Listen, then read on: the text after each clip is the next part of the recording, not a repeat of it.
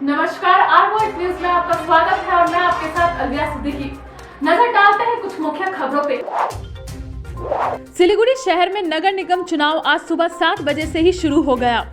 सिलीगुड़ी नगर निगम के 4 number ward के एक बूथ में पीठासीन अधिकारी के बगैर ही मतदान चलने का मामला सामने आया है। कर्नाटक के उडुपी से शुरू हुआ हिजाब विवाद थमने का नाम ही नहीं ले रहा है। इस बीच राज्य सरकार की ओर से स्कूल कॉलेजों को खोलने को लेकर आदेश पारित किया गया। इसके तहत कर्नाटक में सभी उच्च शिक्षा विभाग के तहत आने वाले कॉलेजों को 16 फरवरी तक बंद रखने का आदेश दिया गया। पुलिस बलों में महिलाओं की घटती संख्या पर संसदीय समिति ने चिंता व्यक्त की है। संसदीय समिति की रिपोर्ट के मुताबिक पुलिस बल में केवल 10.30% महिलाएं ही शामिल हैं। इनकी संख्या बढ़ाने के लिए महिलाओं को रक्षा बलों से सीख लेनी होगी।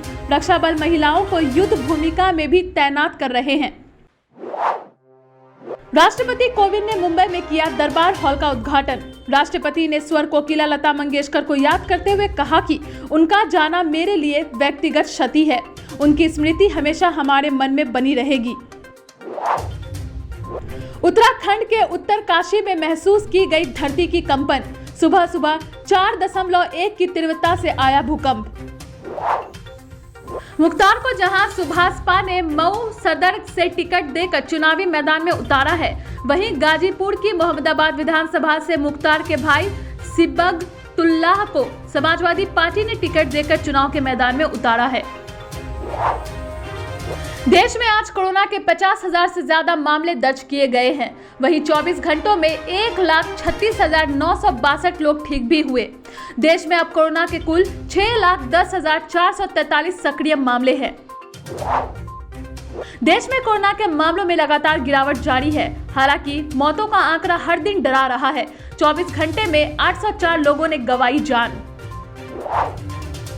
केंद्रीय मंत्री रामदास अठावले ने कांग्रेस नेता शशि थरूर पर एक बार फिर से चुटकी ली है। उन्होंने शायराना अंदाज में थरूर पर हमला बोलते हुए कहा कि जिनकी इंग्लिश हमने देखी उनका नाम है शशि। उनका बयान देखकर मुझे आती है हंसी। नीलामी की धमाकेदार शुरुआत। धवन को 8.25 करोड़ में पंजाब और अश्विन को 5 करोड़ में राजस्थान ने खरीदा। यात्रियों को हवाई यात्रा के दौरान किसी भी असुविधा से बचाने के लिए एयर इंडिया और एयर एशिया के बीच एक बड़ा करार हुआ है। इसके तहत अब एक एयरलाइन का टिकट लेकर यात्री दूसरी एयरलाइन की फ्लाइट में यात्रा कर सकेंगे। इस समझौते के तहत यह व्यवस्था 2 वर्षों तक यानी साल 2024 तक प्रभावी रहेगी। तृणमूल कांग्रेस के वरिष्ठ नेता व विधायक मदन मित्रा ने अप्पाची द्वारा अनुशासनात्मक कार्रवाई की आशंका के बीच सफाई देते हुए कहा कि उनका इरादा कभी वरिष्ठ नेताओं की भावनाओं को ठेस पहुंचाने का नहीं था।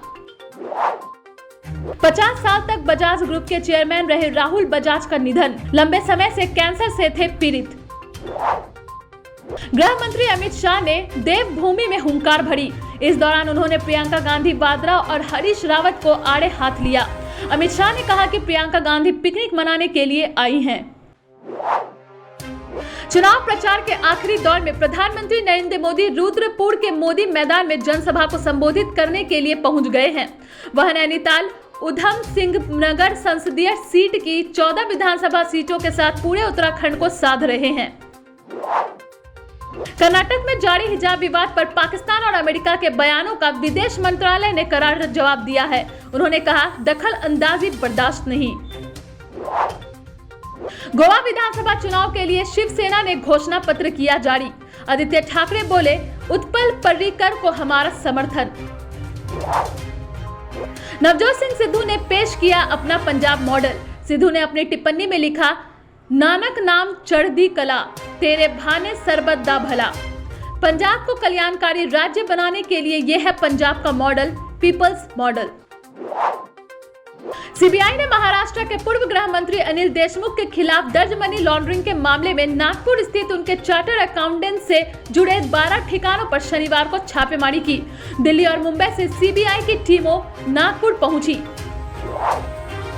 कोलकाता नाइट राइडर्स के को ओनर शाहरुख खान के बेटे आर्यन खान और उनकी बेटी सुहाना खान अपने पिता की गैर मौजूदगी में ऑक्शन में प्लेयर्स पर बोली लगाने की जिम्मेदारी संभालते हुए दिखे। राजस्थान के सीएम अशोक गहलोत ने कहा कि अधिकारियों के गलत फीडबैक के कारण साल 2013 के विधानसभा चुनाव में कांग्रेस की हार हुई थी। अधिकारी फीडबैक देते रहे कि कांग्रेस फिर से सत्ता में आएगी, लेकिन पार्टी की हार हुई और 200 में से 21 विधानसभा सीटें ही मिली। प्रियंका गांधी ने खटीमा में भाजपा पर बोला हमला, कहा सरकार ने बेरोजगारों के लिए कुछ नहीं किया।